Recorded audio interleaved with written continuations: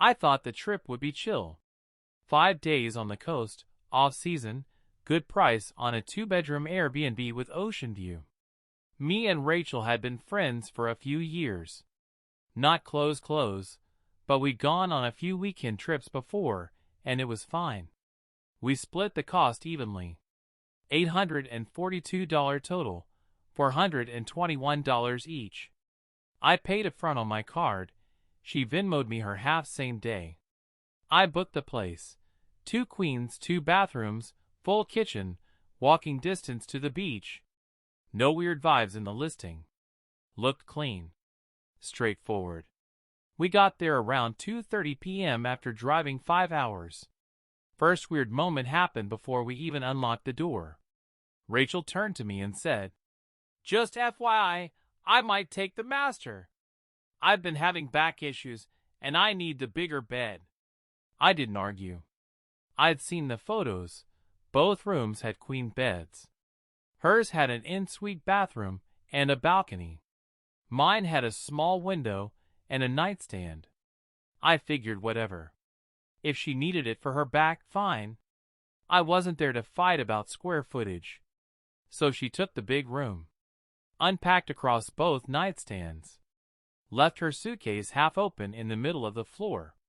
Hung 3 dresses in the closet like she was moving in for a month. She used both sinks in the master. Left her face roller in one and toothpaste in the other. When I opened the fridge to put my oat milk in, she'd already filled the top 2 shelves with her drinks and fruit cups. I said nothing.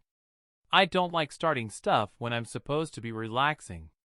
But I kept noticing things. Like how she, accidentally, used my razor in the shower because she forgot hers.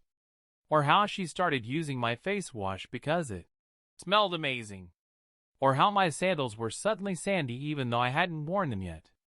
Day 2, I went to make breakfast. My eggs were gone. She said she'd assumed we were sharing groceries. I hadn't said that. But again, I let it slide. The next morning, I made coffee. Went to pour some oat milk. Empty. She laughed and said, "Sorry. That stuff's delicious. Can we grab more later?" I didn't say no. Didn't say yes either. I just made black coffee and drank it in silence. That afternoon, she took a nap and left her door wide open. I walked past and saw her lying diagonally across the bed like she owned the house. My beach towel was under her leg. I said, "Is that my towel?" She said, "Oh, I thought it was mine. Yours are fluffier." She didn't move. That night, I closed my door before bed. Locked it.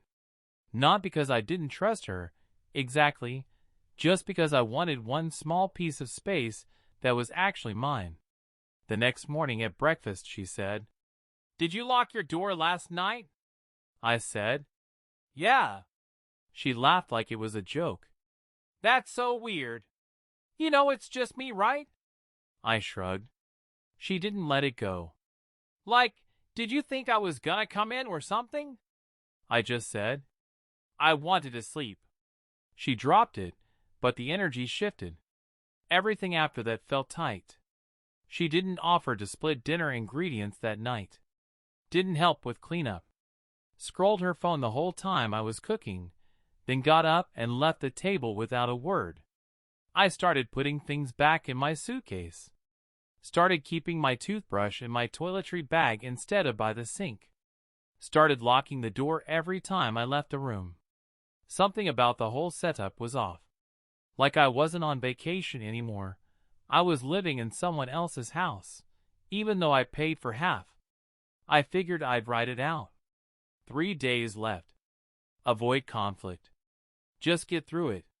But the next night, I came back from a solo walk on the beach and found something that made me stop cold. My bed was unmade. Which was weird, because I made it every morning. There was a long brown hair on my pillow. I have short hair. Rachel's is long. I pulled back the covers. The sheets were warm. I walked straight out into the living room. She was sitting on the couch with a blanket over her lap, scrolling TikTok. I said, "Were you in my room?" She looked up. "Oh, yeah. Sorry. I just needed a nap and the light in mine was too bright. Your room felt darker. I didn't think you'd care." She said it like she was borrowing a charger. Like it was no big deal. She didn't ask. Didn't text. Didn't knock.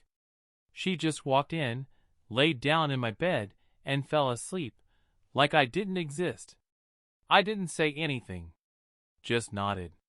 Went back in, locked the door, and stayed there the rest of the night. That was the moment I knew.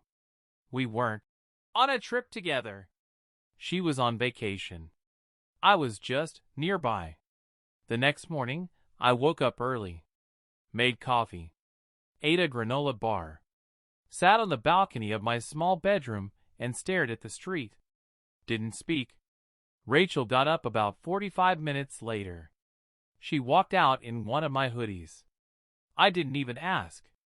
Just said, "Hey, from now on, I'd like to keep my room private. That means no going in when I'm not there. At all." She blinked. "Okay. I didn't think it was that deep." I didn't explain. I'd already said the thing that needed saying. And I knew, from the shift in her tone, she wasn't gonna take it well. She went into the kitchen and slammed the fridge a little harder than necessary. Didn't speak the rest of the morning. By noon, she was sitting at the dining table texting with both thumbs, passive energy leaking into the room like bad Wi-Fi. I went for a walk. When I got back, she'd posted a beach selfie on her Instagram story with the caption, "Vacation vibes sun with people who actually know how to relax." No tag. No name. But I knew. That night, I cooked pasta. She didn't offer to help, but when it was ready she made a plate and walked off to eat in the bedroom with the door open and a podcast playing at full volume. I wasn't mad. Just done. Later that night, she came out and stood in the hallway. "So, are you like mad at me or something?" I said, "No. I just want to enjoy the trip. That's all." She exhaled, like she was the one who'd been wronged. "It just feels like you're being super intense. Like, locking your door? Telling me I'm not allowed in?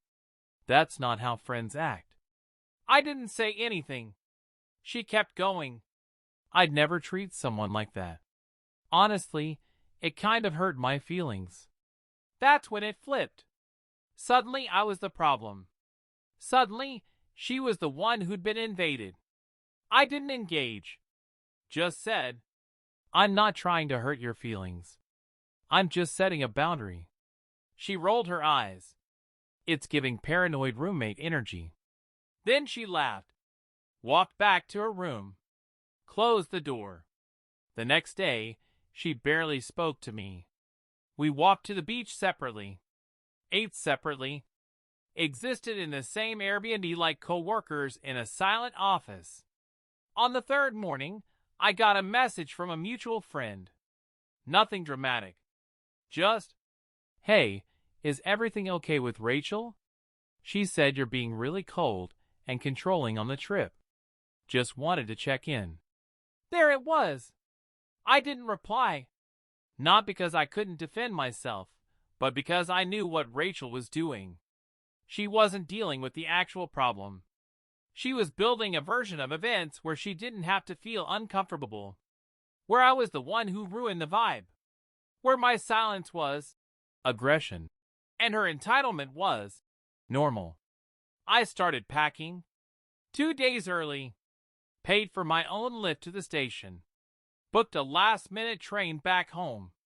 When she came out and saw my suitcase by the door, she said, "Seriously? You're leaving early now?" I said, "Yeah. I'm done." She didn't respond. Just stood there with her arms crossed while I zipped my bag. Didn't offer gas money. Didn't say thank you.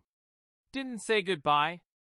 As the car pulled away, I saw her on the balcony of the master bedroom, scrolling again, like nothing happened. I got home late, threw my bag in the hallway, ordered takeout, took a long shower, and sat on the floor with a blanket wrapped around me, scrolling in silence. I didn't text anyone, didn't open Instagram, didn't feel angry, just empty. Like I'd wasted time with someone who thought friendship meant access, not respect. 2 days later, a different friend sent me a screenshot. Rachel had posted a story, a boomerang of a cocktail with the caption, "Note to self, never go on vacation with people who don't know how to be chill." Again, not tagged. Again, not subtle. Then came the group chat comment. A friend sent me this. She said you treated her like a stranger in your own house, that you made her feel like she was walking on eggshells. I didn't reply. I could have explained, could have sent photos, screenshots, the spreadsheet I made of every time she crossed a line. But I didn't. Because if someone has to be convinced that your boundaries were reasonable, they weren't on your side to begin with. I started pulling away, muted her on every app, left one group chat, stopped replying to messages that began with, "She just feels like." 3 weeks later, she messaged me directly. "Still not over that trip?" Wow. Then, you're really throwing away a whole friendship over a stupid misunderstanding. I didn't respond. Because here's the thing. It wasn't a misunderstanding. It was just finally understanding her. Understanding that she didn't respect space unless it was hers. That her comfort mattered. Mine didn't. That if I didn't smile and play along, I was negative. And if I asked for basic privacy, I was controlling. And when I didn't let her rewrite the story, she made a new one without me. So I let her. She could tell people I was cold, that I overreacted, that I changed. Sure, I did. I changed from being quiet to being done, from being patient to being precise, from being available to being unreachable. She was still posting, still partying, still saying things like, "Good vibes only," while stepping over anyone who told her no. Meanwhile, I was finally resting, not explaining, not chasing closure, just clean break energy. Silence instead of defense. And the best part? I finally learned what kind of people to stop calling friends. The kind that don't hear you when you speak calmly, but call you toxic the second you go quiet.